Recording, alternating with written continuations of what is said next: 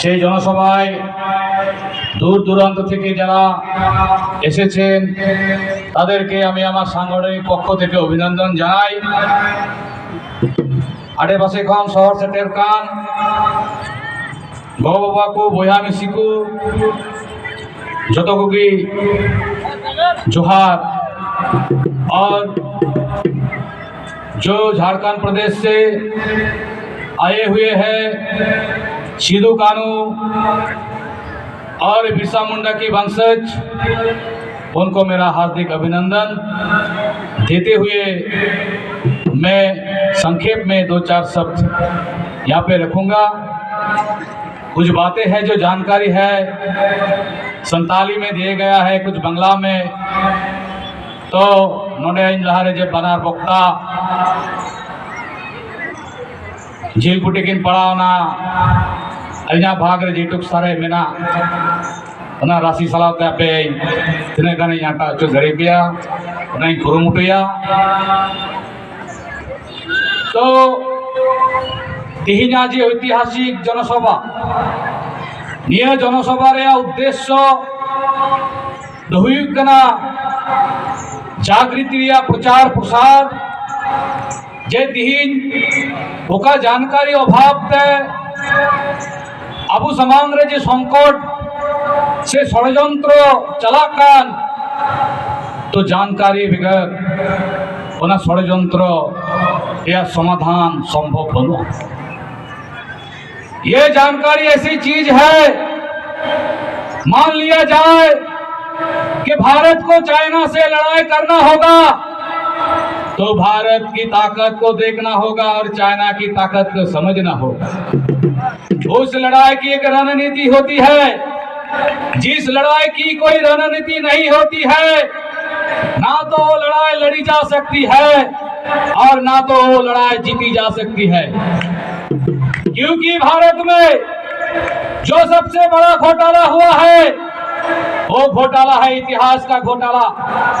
साथियों, आप लोगों को समझना होगा, जो 1855 में सिद्धू कानू फूलो झानू जो लड़ाई लड़ी थी, जो लड़ाई लड़ा गया था, लेकिन इतिहास में क्या पढ़ाया जाता है?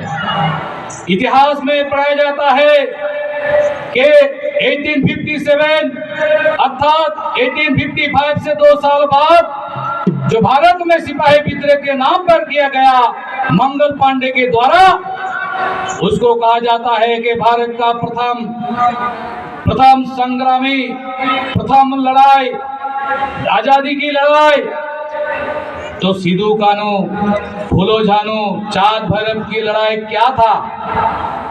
क्या कबड्डी की लड़ाई था? सिद्धू कानू चाँद भैरव फूलो झानू 1855 का हुल हुईलन तेही इतिहास को पढ़ा को 1857 रेया मंगल पांडे प्रथम आजाद रिया लड़ेगा। ये तो दोगलापन है भाई। और माने इतिहास रे घोटाला करा तेज इतिहास रे आबोरेन वंशज को आबोरेन पूर्व पुरुष को इतिहास बनवा कारण को इतिहास को बनावटू का हमको तीरे इतिहास ऑल रिया सुजोग बांग है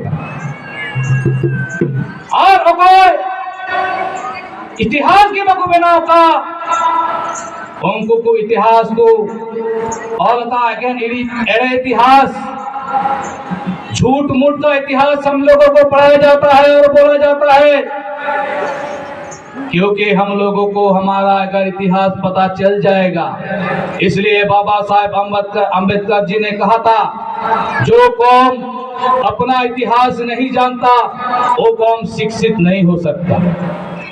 जो कौम इतिहास से शिक्षा नहीं लेता वो कौम को इतिहास शिक्षित करता है। जैसे हमको अगर इतिहास से जानकारी नहीं मिला, हम गुलाम है, तो आने वाला पीढ़ी को गुलाम रखने के लिए जो साजिश चल रहा है, तो भारत में अगर अंग्रेज विदेशी था और आजादी का आज 75 साल हो गया है, तो आज भी भारत के हम लोग भूखमरी के कगार पे क्यों खड़े हैं? क्यों आज भी हम लोगों को झंडा डंडा पहना लेके मिছিল और मीटिंग में जाना पड़ता है कि हमको अधिकार चाहिए, अधिकार चाहिए, अधिकार चाहिए, लड़ाई लड़ाई करके हम जीतेंगे। ये 75 साल से हम लोग अभी भी लड़ाई कर रहे हैं। अगर हम आजाद हैं तो इसका मतलब हम अभी तक भी आजाद नहीं है। आजाद भारत के हम गुलाम मूल निवासी हैं। आजाद भारत के हम गुलाम मूल निवासी है। इसलिए जब अंग्रेज भारत से चला गया तो 1947 15 अगस्त को और दूसरे दिन 16 अगस्त को मुंबई के आबाद मैदान में अन्ना भाऊ साठे, जो पढ़ा लिखा व्यक्ति नहीं था, जो अनपढ़ व्यक्ति था, उन्होंने मुंबई आबाद मैदान में एक रैली का आयोजन किया। उस रैली में 20,000 से ज्यादा लोग थे। इतना बारिश हुआ, फिर भी आज तक के इतिहास में रिकॉर्ड है कि वो रैली नहीं टूटा और मीटिंग नहीं खत्म हुआ और रैली चलता गया। उसमें अन्ना भाऊ साठे ने कहा था ये आजादी झूठी है, देश की जनता भूखी है। वास्तव में आज 83 करोड़ लोग भूखमरी के नीचे कगार पर हम खड़े हैं। तो क्या वजह है? वो वजह हमको समझना पड़ेगा, क्योंकि अंग्रेज नाम का विदेशी 1947 में भारत से चला गया और जो सबसे पहला विदेशी है जो 3.5% है, 1000 साल से भारत में राज कर रहा है, जिसको आज की जमाना में हम उसको कहते हैं ब्राह्मण, जो 3.5% विदेशी भारत में है। 3.5% जो भारत में राज कर रहे हैं। तो আমাদেরকে বুঝতে হবে আজকে আমাদের যে অবস্থা, আজকে আমাদেরকে এনআরসির নামে, এনপিআর এর নামে, 370 এর নামে আজকে আমাদেরকে যে ভয় দেখানো হচ্ছে, আজকে বিভিন্ন সমস্যার মাধ্যমে আজকে ফেরানো হচ্ছে। আজকে আমাদের হক অধিকারের জন্য আজকে আমরা যেখানেই যাচ্ছি আমাদের আজকে বলার লোক, আমাদের আজকে আওয়াজ তোলার লোক, আজকে নেতা মন্ত্রী যারা, তারা হচ্ছে পার্টির গোলাম হয়ে আছে। তারা পার্টির গোলাম হয়ে আছে। আমাদের এই ভোট নিয়ে আজকে আমাদের সমস্যার কথা শুনে না, তাহলে বুঝতে হবে যে তারা পার্টির দালাল হয়ে আছে। কারণ আজকে ভারতের যে সমস্যা, আজকে আমাদের লোক আজকে যখনই আমাদের আওয়াজ তুলছি তখন আমাদেরকে বলছে মাওবাদী, ये साला नक्सलवादी है। पेपारे, टीवीते 10 माओवादी मारा गया, 10 नक्सलवादी मारा गया। अरे वो माओवादी नहीं मारा गया, क्योंकि माओवादी के नाम पर मारा गया तो आदिवासी मारा गया। अगर पेपर में, टीवी में बताता कि वो आदिवासी है तो आदिवासी के दिलों में आग जलता और विद्रोह होता। उन लोगों को पता है, इसलिए वो लोग যেটাকে বলে শব্দ না বুঝলে শব্দই করবে জব্দ। আজকে আমাদেরকে শব্দ দ্বারা জব্দ করা হচ্ছে। আজকে আন্দোলন করলে আজকে মাওবাদী বলা হচ্ছে, আজকে নকশালবাদী বলা হচ্ছে, কেউবাদী বলা হচ্ছে, আতঙ্কবাদী বলা হচ্ছে। তা আমাদেরকে বুঝতে হবে আজকে ভারতবর্ষে আমরা 85% লোক ভারতবর্ষের মূল নিবাসী ভূমিপুত্র। আদিবাসী শব্দেই বোঝা যায় ভারতের আদিবাসী মানে আদিম থেকে বসবাসকারী। आज के हमारा भिखारित्व नीचे करो। आज के आदिवासी बहुल इलाकाएं जहाँ पर आदिवासी निवास करते हैं 89 प्रकार के खनिज संपत्ति है, सोना, तांबा, पेट्रोल, डीजल, हीरा, मोती, प्लेटिनम, जिसका मालिक खुद आदिवासी है। जल जंगल जमीन का मालिक आदिवासी है, जहाँ सरकार तक नहीं हस्तक्षेप कर सकता। लेकिन आज पूंजीपतियों कंपनी के नाम पे आदिवासियों को जंगल से हटाया जा रहा है, जमीन लूटपाट किया जा रहा है।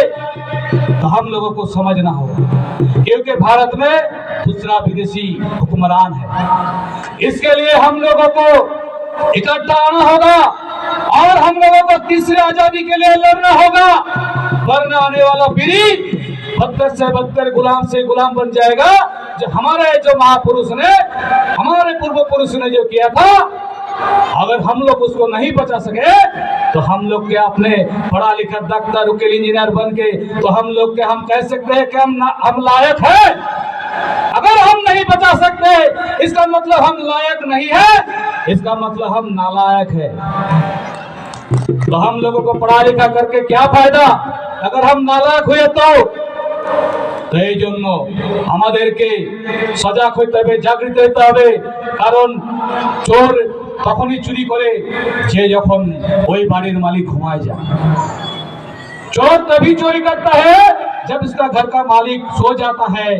तो आज समाज सोया हुआ है, इसलिए हमारा अधिकार चोरी हो रहा है।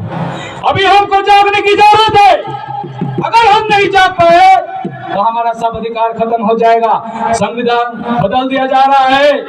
तो इसका कारण है आज भारत में ईवीएम के ऊपर वोट हो रहा है। ईवीएम की वजह से हमारा वोट चोरी हो रहा है। अगर हम ईवीएम को नहीं रोका गया तो हमारा वोट का अधिकार भी खत्म हो जाएगा। अगर हम वोट नहीं बचा सके तो हम संविधान भी बचा नहीं पाएंगे, और संविधान नहीं बचा पाएंगे तो हमारा जल जंगल जमीन हमारा सब खत्म हो जाएगा। हम गुलाम हो जाएंगे। हम लोगों को ये सोचना होगा, जगाने का काम करना का, खुद को जागना होगा, दूसरे को जगाने का काम करना होगा, क्योंकि ये काम सबका है, आने वाला पीढ़ी का है, आने वाला नस्ल का है। हम लोगों को ये समझना होगा।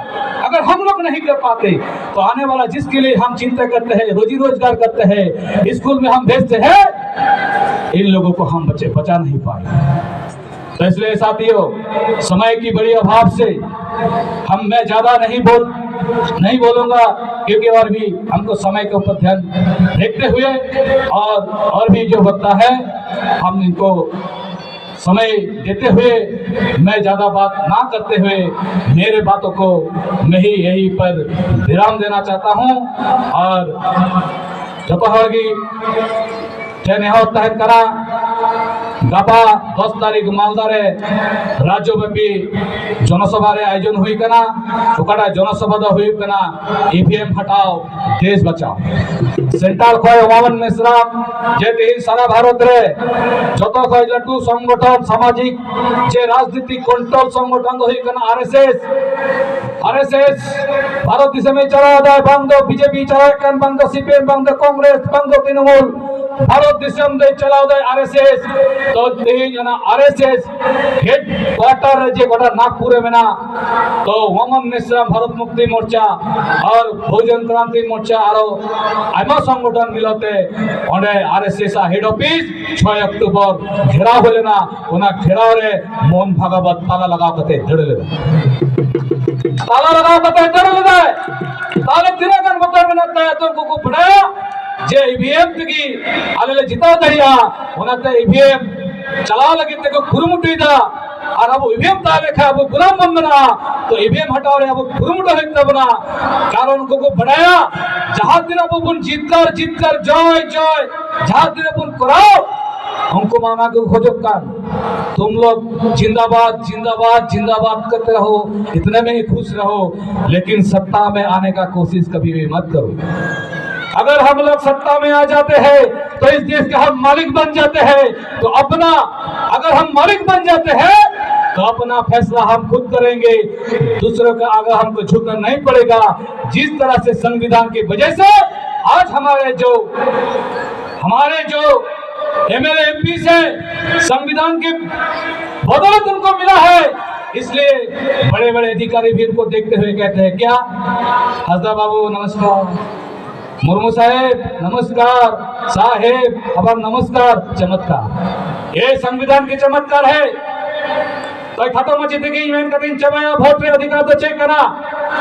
तो जखन वोट है ना मिटांग एमएलए चलावा कना है अनपढ़ मिटांग को आराम थे चला कते बिताय कना है आज सामने रे वोट जुक करा वोट मन में तो नेड़े में ता दे वोट मामा चेम मया चेम खोजो कना पर जेल बाबा माग दो लगा दे ठीक है आपने 1000 टाका इमाम कना बाबा पैसा हो इमाम चेम खोजो कना ले सामने नहीं कोड़ाई बपलाइया तो हर को जमा तले टांग सुक्री गिरिंग में तो ना सुक्री ते आतोरे हड़ाई जम चुका आमा प्रचार हो जा हड़ को जमते जा आमा प्रचार है वोट रे जीता इदी की दिया है हटिए रे तो बताए कना हानाटा सुक्री है ने लटू सुक्री ने गिरिंग में तो दुकानदार को लेके दे तीन दाम आने सुक्री बताए कना नहीं तो 10,000 बाप रे 10,000 ते नहीं हड़िंग गिरिंग या बांग हुआ और कम दाम रे 8,000 बांग हम तो मिटांग कमी में 2,000 टाका इमाम कना और 40 मन में 8,000 10,000 तो सुक्री बन गिरिंग दाड़िया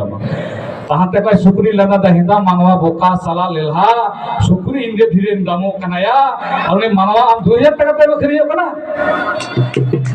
एक सुकरी 10,000 पे भाई किरिंद नहीं कना और हम 2000 पे बकरे हो कना तो सुकरी भाई पसी को जा गपा में कोई सुकरी हो को आंदोलन को खड़ाया हमको भी वोट मिलने का अधिकार चाहिए आज अगर मैं 10,000 रुपया हो कल साला हम 50,000 हो जाएंगे तो सुकरी को आंदोलन तो अब मानो अब अधिकार वोट रे बाबा मुझे का तो वोट कुमड़ो कना वोट लूटो कना तो वोट लूटो कना वन वोट वन वैल्यू आम इज्जत आम मथरिंदा तो बहुत बड़ा इज्जत दचका दिन बच्चा तो वोट कना लटू अस्त्र बदला हतारा सुजोग में जमा वोट माध्यम से आम आदमी का क्या है बदला लेके कोई सुजोग है आम आदमी तभी वो बदला ले सकता है वोट का समय तो हमको वोट बचाना है ईवीएम को तोड़ना है जरूरत पड़े तो ईवीएम को फोड़ना है यही आंदोलन कल होगा जनसभा में आपे पे जरा निया आस विश्वास भगते ध्यान पूर्वक आपे पे हजम के दिया आयमा आयमा सराव बड़ा चुकातेगी जोहार जय आदिवासी जय मूल्यवासी जय भारत।